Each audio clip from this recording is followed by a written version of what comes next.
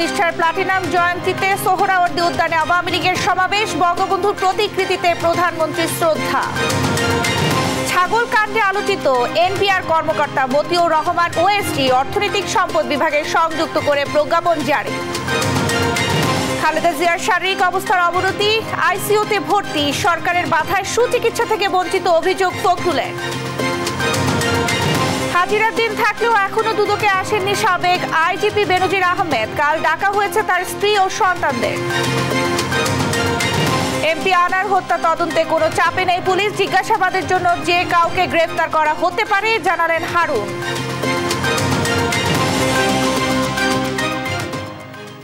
দেখছিলেন শিরোনাম সংবাদ দুপুরের, সঙ্গে আছি আমি শারমিন আসি। আওয়ামী লীগের ৭৫তম প্রতিষ্ঠা বার্ষিকী আজ। বর্ণাঢ্য আয়োজনে প্রতিষ্ঠার প্লাটিনাম জয়ন্তী পালন করছে দলটি। এই উপলক্ষে রাজধানীর সোহরাওয়ার্দী উদ্যানে আয়োজন করা হয়েছে জনসভা। সেখানে প্রধান অতিথি হিসেবে ভাষণ দিবেন আওয়ামী লীগ সভাপতি ও প্রধানমন্ত্রী শেখ হাসিনা। এরই মধ্যে জনসভাস্থলে আসতে শুরু করেছে নেতাকর্মীরা। বাদ্যযন্ত্র, ব্যানার, প্ল্যাকার্ড নিয়ে জনসভাস্থলে প্রবেশ করছেন তারা। এ বিষয়ে বিস্তারিত জানাতে সোহরাওয়ার্দী উদ্যান থেকে যুক্ত হচ্ছেন সহকর্মী ফখরুল ইসলাম। ফখরুল, কি বলছেন নেতাকর্মীরা, এখনকার কি অবস্থা, আমাদেরকে বিস্তারিত জানাবেন। অসংখ্য ধন্যবাদ। আপনি বললেন যে ৭৫তম প্রতিষ্ঠা বার্ষিকী, বাংলাদেশের সবচেয়ে প্রাচীন রাজনৈতিক দল বাংলাদেশ আওয়ামী লীগ ১৯৪৯ সালের ২৩ জুন এই দিনটিতে টিকাটুলের যে রোজ গার্ডেন থেকে যাত্রা শুরু হয়ে আজকে আওয়ামী লীগ ৭৫ বছরে শেষ করলো। এবং আপনাকে যদি বলি যে টানা ২ যুগের বেশি ক্ষমতাসীন এই দলটির হাত ধরে আসলে উন্নয়নের মহাসড়কে বাংলাদেশ এবং এই দেশটিকে নেতাকর্মীরা আসছেন রাজধানীর বিভিন্ন প্রান্ত থেকে, ঢাকার আশপাশ বিভিন্ন এলাকা থেকে, এবং সকলে আসলে প্রধানমন্ত্রী, আওয়ামী লীগ সভানেত্রী শেখ হাসিনার নেতৃত্বে বাংলাদেশ আরও এগিয়ে যাবে, স্মার্ট বাংলাদেশ এবং উন্নত ডিজিটাল বাংলাদেশে প্রতিষ্ঠিত হবে আগামীর বাংলাদেশ, এবং যেটি আসলে ইউরোপকেও টেক্কা দিতে পারবে এই বাংলাদেশ। সেই বাংলাদেশের প্রত্যয় নিয়ে ৭৫তম প্রতিষ্ঠা বার্ষিকীর প্লাটিনাম জয়ন্তীর এই সমাবেশে হাজির হচ্ছেন। আপনি সোহরাওয়ার্দী উদ্যান ময়দানে আসলে এই ৭৫তম প্রতিষ্ঠা বার্ষিকীর যে জনসভা, সেখানে বিকেল ৩টা নাগাদ মাননীয় প্রধানমন্ত্রী, আওয়ামী লীগ সভানেত্রী শেখ হাসিনা এসে ভাষণ দেবেন আওয়ামী লীগের নেতাকর্মীদের উদ্দেশ্যে, এবং সেখান থেকে দিক নির্দেশনা দেবেন বাংলাদেশ আওয়ামী লীগের। এবং আপনাকে যদি বলি, প্রধানমন্ত্রী শেখ হাসিনা বর্তমান আওয়ামী লীগ সভানেত্রী, তিনি কিন্তু সবচেয়ে দীর্ঘ সময় ধরে এই দলটির সভানেত্রীর পদে রয়েছেন, এবং সবচেয়ে দীর্ঘ সময় বাংলাদেশের প্রধানমন্ত্রীর পদেও কিন্তু টানা ৪ দফায় ক্ষমতাসীন প্রধানমন্ত্রী শেখ হাসিনা, এবং এই বাংলাদেশকে আরো উন্নততর একটি কাতারে নিয়ে যেতে চায় এই বাংলাদেশ, অর্থাৎ এই দলটির হাত ধরে কিন্তু বাংলাদেশের যে স্বাধীনতা, সার্বভৌমত্ব যে অর্জন সেটি প্রতিষ্ঠিত হয়েছে। সেই দলটির হাত ধরে বাংলাদেশকে আরো বিশ্ব দরবার, বিশ্ব মানচিত্রে আরো উন্নত কাতারে নিয়ে যাক, এটি আসলে প্রত্যাশা করেন দলের নেতাকর্মীরা। রাজধানীর বিভিন্ন প্রান্ত থেকে সোহরাওয়ার্দী উদ্যান মাঠে প্রবেশ করছেন নেতাকর্মীরা, এবং ৩ দিন ব্যাপী যে ৭৫তম প্রতিষ্ঠা বার্ষিকীর কর্মসূচি, সেই কর্মসূচির অংশ হিসেবে এরই মধ্যে হাজার হাজার নেতাকর্মী রাজধানীর বিভিন্ন থানা, ওয়ার্ড, এলাকা থেকে এসে জড়ো হচ্ছেন, ব্যানার, প্লেকার্ড, ফেস্টুন হাতে নিয়ে এবং ঢোল, তবলা বাজিয়ে। আপনি জানেন যে একটি উৎসবের একটি আমেজ বিরাজ করছে পুরো সোহরাওয়ার্দী উদ্যানের যে মাঠ, সেই মাঠ জুড়ে, এবং সোহরাওয়ার্দী উদ্যানকে কেন্দ্র করে তার আশপাশ জুড়ে কিন্তু একটি উৎসব মুখর পরিবেশ বিরাজ করছে, এবং রাজধানীর বিভিন্ন প্রান্ত থেকে আসা মানুষজন কিন্তু সকলে এখানে এসে জড়ো হয়েছেন। এবং আপনাকে যদি বলি যে আমরা লক্ষ্য করছি বিভিন্ন প্রান্ত থেকে আসা মিছিল নিয়ে কিন্তু হাজির হচ্ছে, এবং আপনারা দেখছেন যে হাজার হাজার নেতাকর্মীর যে মিছিল, সেটি কিন্তু এসে জড়ো হয়েছেন, এবং একটি আমরা বিভিন্ন প্রান্ত থেকে আসলে আসা নেতাকর্মীদের সমন্বয় যে মিছিল, সেই মিছিল কিন্তু জড়ো হয়েছে। এবং আমরা একটু কথা বলতে চাই, আসলে এই কি প্রত্যয় থাকবে আওয়ামী লীগের আজকে ৭৫তম প্রতিষ্ঠা বার্ষিকী? আওয়ামী লীগের ৭৫তম প্রতিষ্ঠা বার্ষিকী উপলক্ষে সারা বাংলাদেশের আওয়ামী লীগের নেতারা আজকে আনন্দে উদ্দোলিত। লক্ষ লক্ষ জনগণ আজকের এই সোহরাওয়ার্দী উদ্যানে সোহরাওয়ার্দী উদ্যানে এসেছে আজকের এই প্রতিষ্ঠা বার্ষিকীকে সফল করার জন্য। অসংখ্য ধন্যবাদ। লক্ষ্য করছেন আসলে মানুষের যে ঢল নামছে আসলে বেলা বাড়ার সঙ্গে সঙ্গে সবকিছু মিলিয়ে আসলে একটি উৎসব মুখর পরিবেশের মধ্য দিয়ে এই উৎসব অর্থাৎ আওয়ামী লীগের যে প্রতিষ্ঠা বার্ষিকী সেটি পালিত হবে এবং টানা 3 দিন ব্যাপী কর্মসূচি কিন্তু চলবে নানান ভাবে সভা সমাবেশ মধ্য দিয়ে। তো এই ছিল আমার কাছে সোহরাওয়ার্দী উদ্যানের সামনে থেকে সবশেষ পরিস্থিতি। ফিরছি স্টুডিওতে ন্যান্সির কাছে। ফখরুল, আপনাকে ধন্যবাদ। সোহরাওয়ার্দী উদ্যানে জনসভা মঞ্চের পাশে আছেন সহকর্মী শামীমা আক্তার। এ বিষয়ে আরো জানাতে তিনি যুক্ত হচ্ছেন আমাদের সঙ্গে। শামীমা, জনসভার আনুষ্ঠানিকতা কখন শুরু হবে কিছু জানতে পেরেছেন কিনা আমাদের জানাবেন।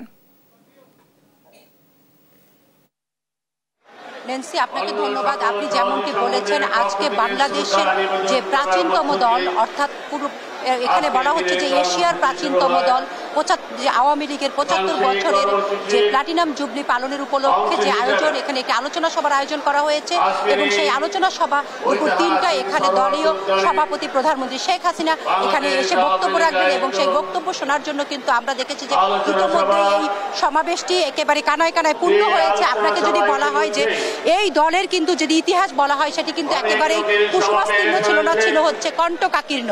এই দলকে বিভিন্ন বাঁকে বাঁকে বিভিন্ন সময় বিভিন্নভাবে ঘাত প্রতিঘাত মোকাবেলা করে দেশের এই আজকের এই 75 বছর অবস্থানে ফিরে আসতে হয়েছে। আপনি জানেন যে 1949 সালে যেই দলের প্রতিষ্ঠা, সেই দলের হাত ধরেই কিন্তু 66 সেই 6 দফা আন্দোলন, যে 6 দফা পরবর্তীতে 1 দফায় রূপ নিয়েছে এবং সেই মুক্তির আন্দোলনে বাংলাদেশ পেয়েছে স্বাধীনতা বঙ্গবন্ধুর সেই দৃঢ় নেতৃত্বে। এবং বঙ্গবন্ধুর যখন 1975 সালে দলীয় একটি নৃশংস হত্যাকাণ্ডের মাধ্যমে সপরিবারে তিনি নিহত হন, তারপর কিন্তু এই দলের কেন্দ্রীয় নেতারা বুঝেই নিয়েছিলেন যে বঙ্গবন্ধুর অবর্তমানে এই দলের কাণ্ডারি কেবলমাত্র বঙ্গবন্ধুর রক্তই হতে পারে এবং তারা সেই সিদ্ধান্ত নিয়েছিলেন। তার অবর্তমানে 81 সালে কিন্তু শেখ হাসিনার অবর্তমানে এখানে করা হয়েছিল যে এখানে যে দলীয় কাউন্সিল হয়েছিল, সেই কাউন্সিলে কিন্তু শেখ হাসিনার অবর্তমানে তাকে দলীয় সভাপতি করা হয় এবং সেই সিদ্ধান্ত যে অত্যন্ত বুদ্ধিদীপ্ত ছিল তার প্রমাণ কিন্তু এখন 4 দশক ধরে শেখ হাসিনার হাতে বাংলাদেশ। এবং বলাই হচ্ছে যে যদি বাংলাদেশ থাকে, শেখ হাসিনার হাতে বাংলাদেশ, পথ হারাবে না বাংলাদেশ। এবং শেখ হাসিনার সেই যোগ্য নেতৃত্বে, বঙ্গবন্ধু কন্যার যোগ্য নেতৃত্বে বাংলাদেশ আজ উন্নয়নের রোল মডেল হয়েছে এবং টানা 4 দফা বাংলাদেশের টানা 4 দফা যে বাংলাদেশের শাসনভার আওয়ামী লীগের হাতে এবং দলটি সেই গৌরবের দিন পালন করছে যে 4 দশক ধরে শেখ হাসিনা কেবল বাংলাদেশকেই ধরে রাখেনি, 4 মেয়াদে তিনি টানা ক্ষমতায় এসে এই দেশকে উন্নয়ন করেছেন, দলকে নিয়েছেন গৌরবের সর্বোচ্চ শিখরে এবং সেই গৌরবময় দিনটি কিন্তু তারা উদযাপনের জন্য ব্যবস্থা নিয়েছেন। এবং সেই গৌরবের দিক থেকে আমরা বলতে পারি যে প্রাচীন দল আওয়ামী লীগ তার গৌরবের প্লাটিনাম জুবলি উদযাপনের জন্য যে প্রস্তুতি, সেটি কিন্তু অত্যন্ত জাঁকজমকপূর্ণ ভাবেই পালন করছে।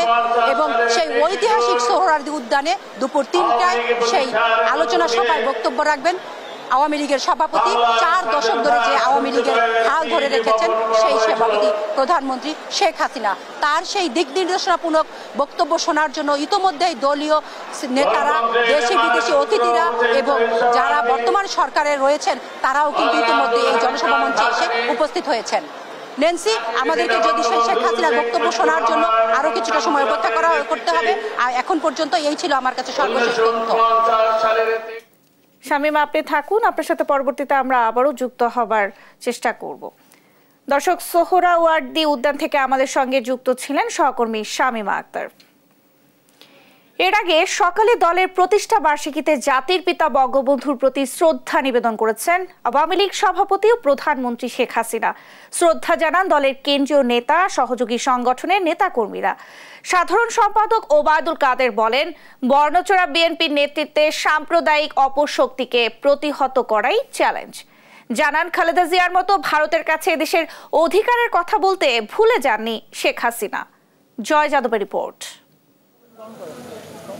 দেশের ঐতিহ্যবাহী রাজনৈতিক দল আওয়ামী লীগের ৭৫ বছর পূর্তিতে ধানমন্ডির ৩২ নম্বরে প্রতিকৃতিতে ফুল দিয়ে জাতির পিতা বঙ্গবন্ধু শেখ মুজিবুর রহমানের প্রতি শ্রদ্ধা নিবেদন করেন প্রধানমন্ত্রী শেখ হাসিনা। পরে দলের কেন্দ্রীয় নেতাদের সঙ্গে নিয়ে বঙ্গবন্ধুর প্রতি শ্রদ্ধা জানান আওয়ামী লীগ সভাপতি। শ্রদ্ধা নিবেদন শেষে সাধারণ সম্পাদক ওবায়দুল কাদের বলেন, সংগ্রাম আর সাফল্যের অপর নাম আওয়ামী লীগ, কিন্তু ৭৫-এর পর ২১ বছর এই দলটির নেতাকর্মীদের উপর নির্মম অত্যাচার চালায় জিয়া এরশাদ খালেদা জিয়া। বিএনপি মুক্তিযুদ্ধের নামে এই বন্য চোরারা ভাওতাবাজি করে আমাদের আজকে সাম্প্রদায়িক জঙ্গিবাদী শক্তি আমাদের অভিন্ন শত্রু। এই অভিন্ন শত্রু বিএনপির নেতৃত্বে ঐক্যবদ্ধ। আমাদের আজকে অঙ্গীকার, আমাদের আজকের শপথ, এই অপশক্তিকে পরাজিত করতে হবে, পরাভূত করতে হবে। তিনি বলেন, প্রধানমন্ত্রী ভারত সফরে দেশের স্বার্থে যা বলার তাই বলে এসেছেন। বাংলাদেশের স্বার্থ সংরক্ষণে এখানে যা বলা দরকার, কোনো কিছু বলতে প্রধানমন্ত্রী সংকোচ করেননি, ভুলে যাননি গঙ্গার পানি চুক্তির কথা। এরপর বঙ্গবন্ধুর প্রতি শ্রদ্ধা নিবেদন করে ছাত্রলীগ, যুবলীগ, স্বেচ্ছাসেবক লীগ, কৃষক লীগ, যুব মহিলা লীগ সহ দলের বিভিন্ন সহযোগী সংগঠনের নেতাকর্মীরা। জয় যাদব, দেশ টিভি, ঢাকা। ছাগলকাণ্ডে আলোচিত জাতীয় রাজস্ব বোর্ড এনবিআর সদস্য মতিউর রহমানকে ভ্যাট ও কাস্টমস আপিল ট্রাইব্যুনালের সভাপতি পদ থেকে সরিয়ে অর্থ মন্ত্রণালয়ের অভ্যন্তরীণ সম্পদ বিভাগে সংযুক্ত করা হয়েছে। দুপুরে এই সংক্রান্ত প্রজ্ঞাপন জারি করে অর্থ মন্ত্রণালয়ের অভ্যন্তরীণ সম্পদ বিভাগ। এর আগে মতিউর রহমানের বিরুদ্ধে কড়া ব্যবস্থা নেওয়ার নির্দেশ দিয়েছেন অর্থমন্ত্রী আবুল হাসান মাহমুদ আলী। ঈদুল আজহার আগে তার ছেলে ইফাতের ১৫ লাখ টাকায় ছাগল কেনা নিয়ে তৈরি হয় গোলক ধাঁধা। তোপের মুখে পড়েন নেটিজেনদের। এরপর বেরিয়ে আসতে থাকে এই রাজস্ব কর্মকর্তা ও তার ছেলে ইফাতের কোটি টাকার গাড়ি ও অভিজাত জীবনযাপনের তথ্য। গণমাধ্যমে উঠে আসে মতিউর রহমানের স্ত্রী, ছেলে ও কন্যাদের সম্পদের তথ্য ও প্রমাণও। সরকার প্রধানের ব্যক্তিগত প্রতিহিংসার কারণে বিএনপি চেয়ারপারসন খালেদা জিয়ার সুচিকিৎসার ব্যবস্থা করা হচ্ছে না বলে মন্তব্য করেছেন বিএনপি মহাসচিব মির্জা ফখরুল ইসলাম আলমগীর। খালেদা জিয়ার রোগ মুক্তিতে সবার দোয়া কামনা করেন তিনি। বর্তমান সরকার ভারত সহ আশপাশের দেশগুলোর সেবা দাসে পরিণত হয়েছে বলেও মন্তব্য করেছেন মির্জা ফখরুল ইসলাম আলমগীর। বিস্তারিত সাইফুল রিপনের প্রতিবেদনে। শারীরিক অবস্থার অবনতি হলে গেল শুক্রবার দিবাগত রাত ৩টার দিকে রাজধানীর এভার কেয়ার হাসপাতালে আইসিইউতে ভর্তি করা হয় বিএনপি চেয়ারপারসন খালেদা জিয়াকে। রবিবার নয়াপল্টনে দলের কেন্দ্রীয় কার্যালয়ের নিচতলায় বিএনপি চেয়ারপারসনের রোগ মুক্তি কামনায় আয়োজিত দোয়া মাহফিলে তার শারীরিক অবস্থার উন্নতির জন্য দোয়া চাইতে গিয়ে আবেগ আপ্লুত হয়ে পড়েন দলের মহাসচিব মির্জা ফখরুল ইসলাম আলমগীর। আমরা আজকে কায়ে মনোবাক্যে আল্লাহ তাআলার কাছে দোয়া করি যে আল্লাহ তাআলা যেন তার জান বখশে দেন, তাকে আমাদের মাঝে ফিরিয়ে দেন, আমরা যেন তার নেতৃত্বে আবার সবাই আগের মতো জেগে উঠতে পারি। অভিযোগ করেন মেডিকেল বোর্ড সহ বিভিন্ন জায়গা থেকে খালেদা জিয়ার উন্নত চিকিৎসার দাবি উঠলেও প্রতিহিংসার কারণে তার সুচিকিৎসার ব্যবস্থা করছে না সরকার। পরিবারের পক্ষ থেকে বলা হয়েছে, সুশীল সমাজ বলেছে, এমনকি বিদেশি যারা মিশনগুলো এখানে আছে তারাও বারবার বলেছে, এমনকি আপনার বাইরে থেকেও কয়েকটি সংস্থা ইভেন্ট সবাই তার চিকিৎসার কথা কিন্তু বলেছে।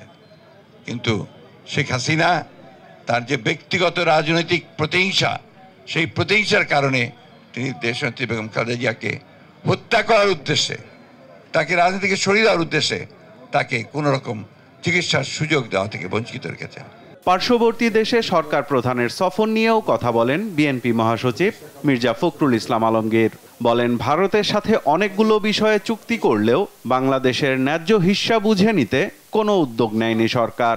আমরা সবার আগে তিস্তার পানি ন্যায্য বন্টন চাই এবং ভিন্ন সমস্ত অভিন্ন যে নদীগুলো আছে প্রত্যেকটি নদীর আমরা আমাদের হিস্সাটা চাই, এটা আমাদের অধিকার, আন্তর্জাতিক আইনের অধিকার।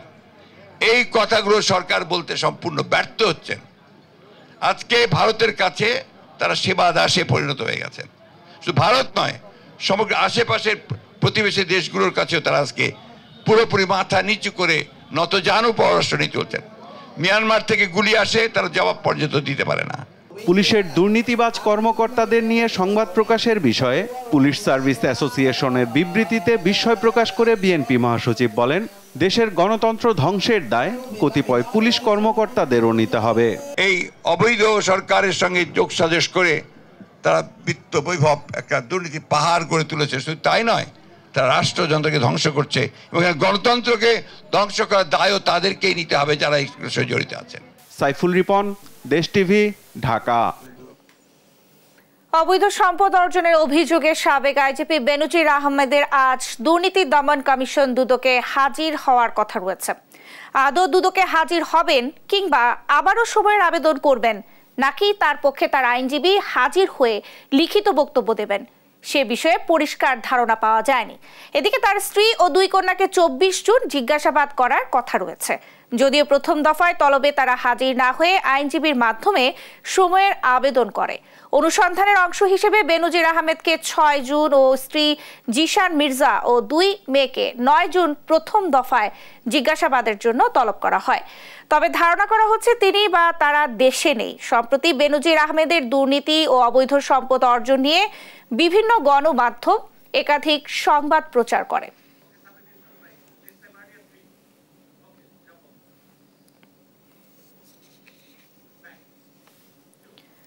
এই বিষয়ে বিস্তারিত জানাতে দুদক থেকে যুক্ত হচ্ছেন সহকর্মী সাবরিনা মজুমদার।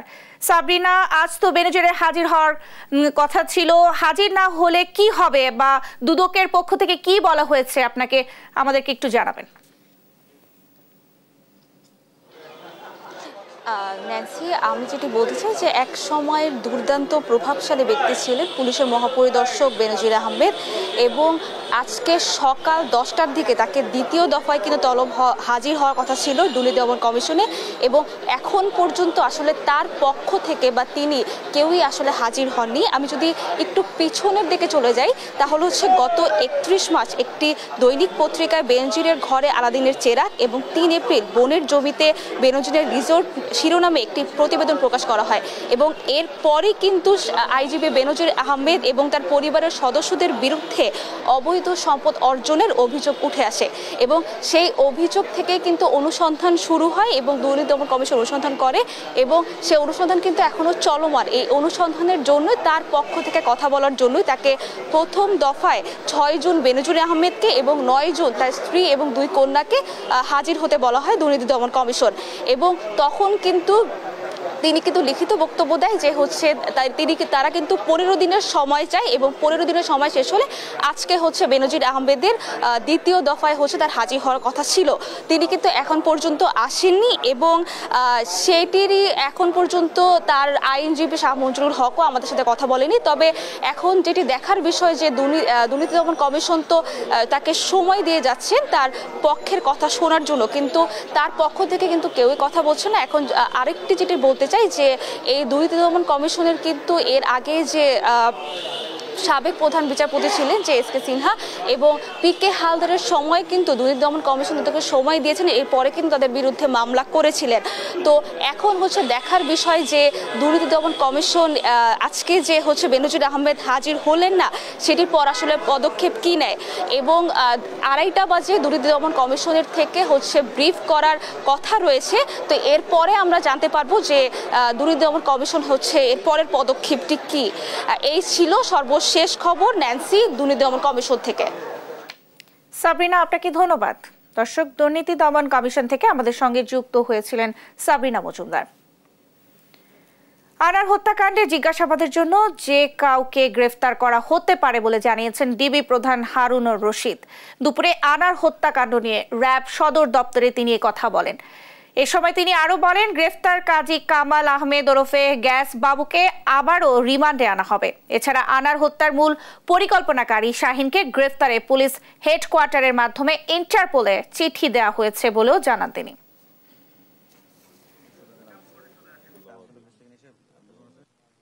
ঈদের আগের দিন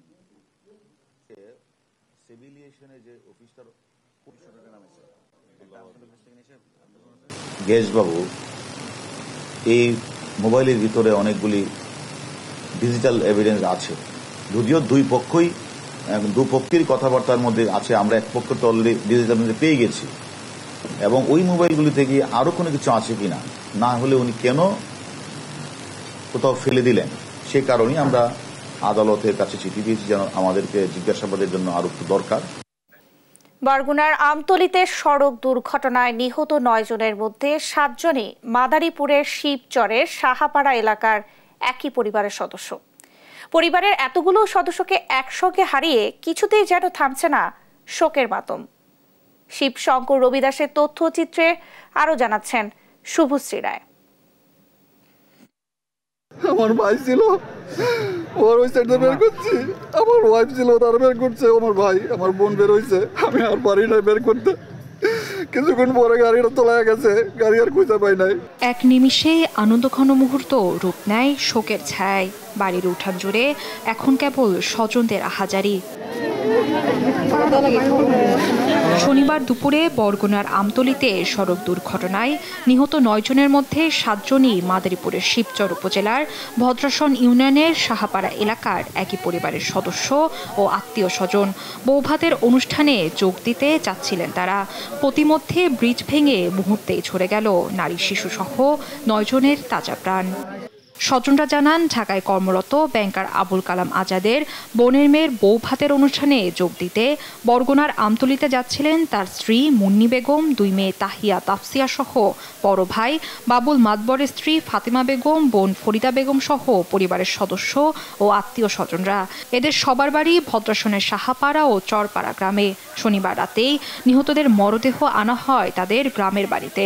মারা গেছে আমার বোন, আমার ভাগনার বউ, এরপর আমার ভাগনার শাশুড়ি, আমার ওয়াইফ, তারপর আমার ছোট ভাইয়ের বউ, ছোট ভাইয়ের 2 মেয়ে। আমার জীবনে এই 7-7টি লাশ একত্রিত দেখিনি। আজকে বলার কোনো ভাষা নেই, সান্ত্বনা দেওয়ার কোনো ভাষা নেই, কোনো মানুষেরই ভাষা নেই যে এটা করে সান্ত্বনা দিবে। যাদের আপনজন হারাইছে তারাই বোঝে। রবিবার সকাল 9টায় জানাজা শেষে দাফন করা হয় নিহতদের লাশ। শনিবার দুপুরে বরগুনার আমতলীর হলদিয়া বাজার এলাকায় সেতু ভেঙে বরযাত্রীবাহী মাইক্রোবাস খাদে পড়ে প্রাণ হারান নারী শিশু সহ 9 জন। নিউজ ডেস্ক, দেশ টিভি। উজান থেকে নেমে আসা পাহাড়ি ঢলে জামালপুরের মাদারগঞ্জ উপজেলায় দেখা দিয়েছে নদী ভাঙন। গেল 1 সপ্তাহে নদী গর্ভে বিলীন হয়েছে অর্ধশতাধিক বসত ভিটা সহ ফসলি জমি। ঝুঁকিতে রয়েছে নদী তীরবর্তী শতাধিক বসত বাড়ি আর ফসলের মাঠ।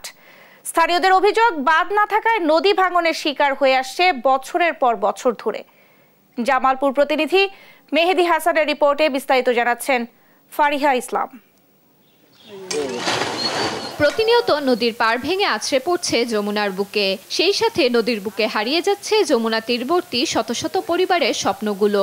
উজান থেকে নেমে আসা পাহাড়ি ঢলে যমুনা নদীর পানি বৃদ্ধি পাওয়ায় জামালপুরের মাদারগঞ্জ উপজেলার পাকরুল এলাকায় দেখা দিয়েছে তীব্র নদী ভাঙন। নদীতে বাঁধ না থাকায় গত কয়েক বছরের ভাঙনে বসতভিটা হারিয়ে নিঃস্ব হয়েছে প্রায় 300 পরিবার।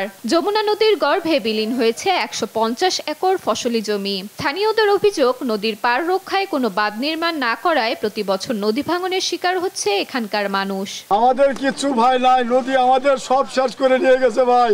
আমাদের এখন বাড়ি ঘর দরজা সব আছিল, যা কিছু ভাঙছি, কিছু নিয়ে যায়, কিছু আশ্রয় নিয়েছি, আর সব নদী ভিতরে গেছে। পাকরুল চরের নদী ভাঙন এমন তীব্র আকার ধারণ করছে যেটা সাধারণ মানুষের জন্য খুবই হুমকির সম্মুখীন হয়ে গেছে। দুশ্চিন্তায় থাকে যে কখন জানি তাদের ভিটা বাড়ি সম্বল সবকিছু নদী ভাসিয়ে নিয়ে যায়। বাড়ি ভিটা চলে যাচ্ছে। আমাদের সরকারের কাছে অনুরোধ, দ্রুত এটা আমার স্থায়ীভাবে একটা ব্যবস্থা করবেন এবং অস্থায়ীভাবে যাতে এখন ভাঙন রোধ করে এই ব্যবস্থা চাচ্ছি। পানি উন্নয়ন বোর্ডের কর্মকর্তা বলছেন, ভাঙন রোধের প্রকল্প অনুমোদনের অপেক্ষায় রয়েছে। আমরা ইতিমধ্যে এখানে একটি প্রকল্প দিয়েছি, যেটা পরিকল্পনা কমিশনে প্রক্রিয়াধীন রয়েছে। পাশাপাশি এই এলাকায় এই এখন যে ভাঙন হচ্ছে, সে ভাঙন রোধে আমরা জরুরি অস্থায়ী প্রতিরক্ষামূলক কাজ করার জন্য আমরা ইতিমধ্যে ঊর্ধ্বতন দপ্তরে জানিয়েছি। তারা যেভাবে নির্দেশনা প্রদান করবে আমরা সেই হিসাবে কাজ বাস্তবায়ন করব। যমুনার ভাঙন প্রতিরোধে দ্রুতই কার্যকর ব্যবস্থা নেবে কর্তৃপক্ষ, এমনটাই প্রত্যাশা নদী তীরবর্তী মানুষের। নিউজ ডেস্ক, দেশ টিভি। আন্তর্জাতিক প্রসঙ্গ।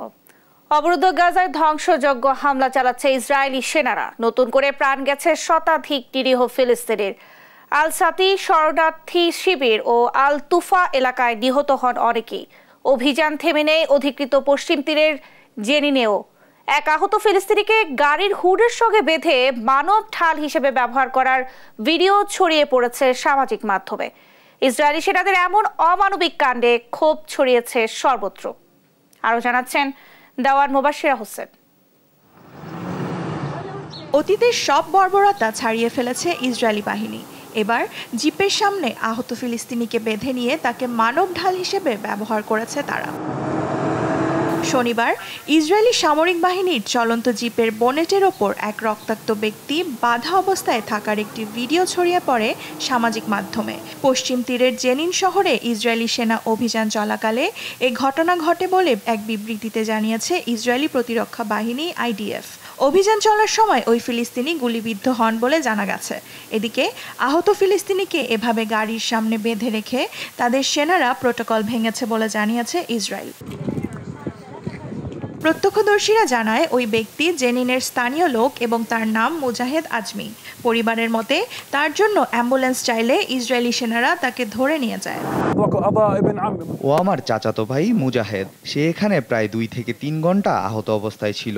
ওই অবস্থায় তারা তাকে জিপের হুডের উপর বেঁধে নিয়ে যায়। আমরা তাদের কাছে মুজাহিদের জন্য অ্যাম্বুলেন্স চেয়েছিলাম। পরে তারা তাকে বাহিরে নিয়ে যেতে বলে।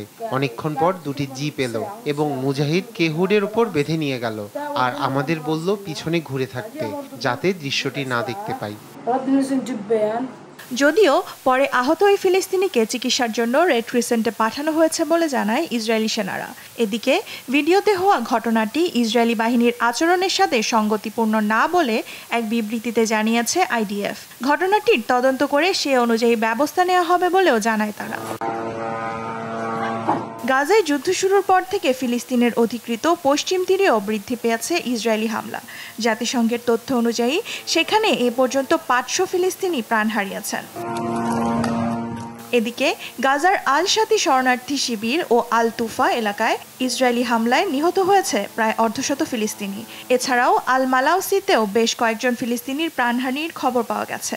রেড ক্রিসেন্ট জানিয়েছে এই হামলায় আহত হয়েছে আরও অসংখ্য মানুষ। দেওয়ান মুবাশশিরা হোসেন, নিউজ ডেস্ক, দেশ টিভি। দর্শক, দুদক সচিব ব্রিফ করছেন, আমরা সরাসরি চলে যাচ্ছি সেখানে।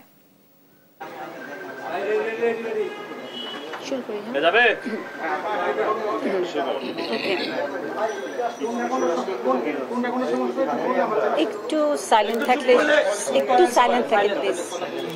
Okay please.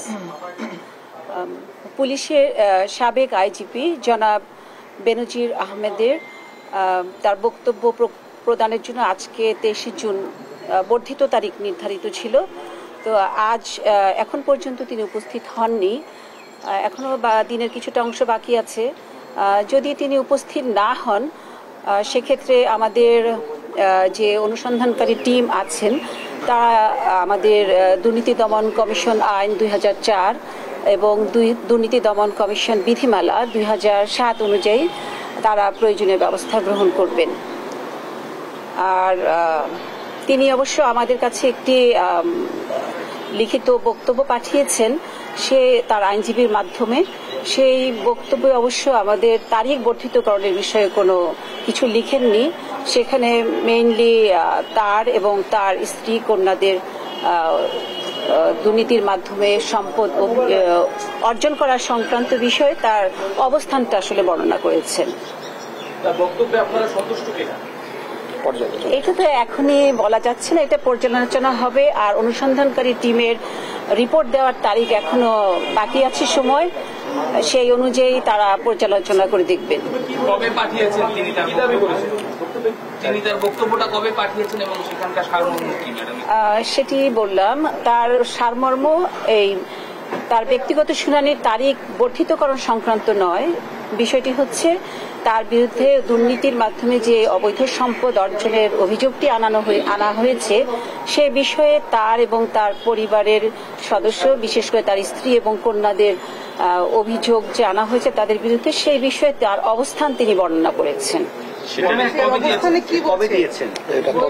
এটা তদন্তকারী আমাদের যে অনুসন্ধানকারী দল আছেন তারা এটি দেখছেন, এবং আমি বলেছি যে অনুসন্ধানকারী দলের রিপোর্টটি এখনো সাবমিশনের ডেট রয়েছে।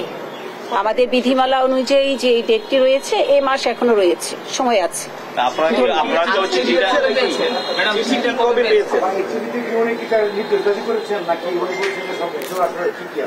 আসলে চিঠিটা যেটা দেয়া হয় এটা আপনারা জানেন, মাননীয় চেয়ারম্যান মহোদয় বরাবর চিঠিটা দেওয়া হয় এবং মাননীয় কমিশনার বরাবর, এটি সচিব মহোদয়কে দেওয়া হয় না। তো চিঠির বক্তব্য আপনার বলেছি, সেটি মেইনলি তার দুর্নীতির মাধ্যমে যে অভিযোগ, সেই অভিযোগটি তিনি বর্ণনা করেছেন এবং তার অবস্থানটা কি সেটা আর কি বলেছেন। না, এত সংক্রান্ত দেশের বাহিরে বা এ সংক্রান্ত কিছু লিখেননি। না, দুদকে যেহেতু ওনাকে তলব করা হয়েছিল, দুদফায় আসেন নাই, তার মানে এখন না আসা অবস্থায় তার এই বক্তব্যটা কি কমিশন গ্রহণ করবে কিনা? যেহেতু তিনি আসতেছে না সরাসরি, তার বক্তব্য কমিশন গ্রহণ করতে পারে কিনা, আইনে কি বলার, আপনার কি পদক্ষেপ নেবেন এই বিষয়টা?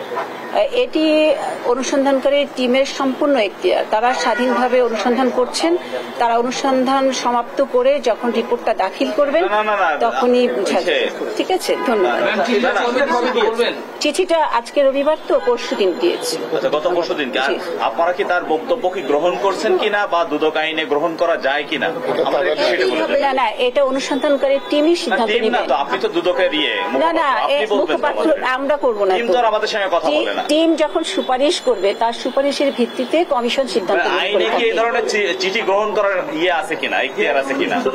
না, আমরা অনেক লোককে দেখছি, ডক্টর ইউনূসের মতো লোককে দেখছি। দুর্নীতি দমন কমিশন বিধিমালা 2007-এ আপনার শুনানির বিষয়ে বলা আছে, ব্যক্তিগত শুনানির জন্য। সেক্ষেত্রে টাইম বর্ধিত করার একটি সময় দেওয়া হয়েছিল, এখন সেই সময় তো অতিক্রান্ত হয়ে যাবে আজকের দিন শেষ হলে।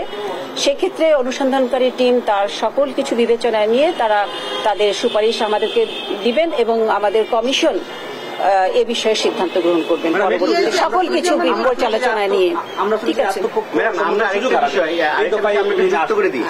উনি আপনাদের কাছে প্রথম যে অ্যাপ্লিকেশনটা করেছিলেন সেখানে উনি 2 মাস সময় চেয়েছিলেন এবং তিনি দেশের বাইরে আছেন, এটি উল্লেখ করে উনি চিঠি দিয়েছিলেন। তো সেই বিষয়টা একটু স্পেসিফিক করতেন, আপনারা কি 2 মাস টাইম থেকে দিয়েছেন, দিবেন কিনা? জি না, সময় দেওয়ার বিষয় এখন আর এখনো বিবেচ্য বিষয় নয়। এখন অনুসন্ধানকারী টিম যেই চিঠিটা পেয়েছেন বর্তমানে সেটার বিষয়ে তারা কার্যক্রম গ্রহণ করবে। আমার মনে আমরা দ্বিতীয় বিষয় যে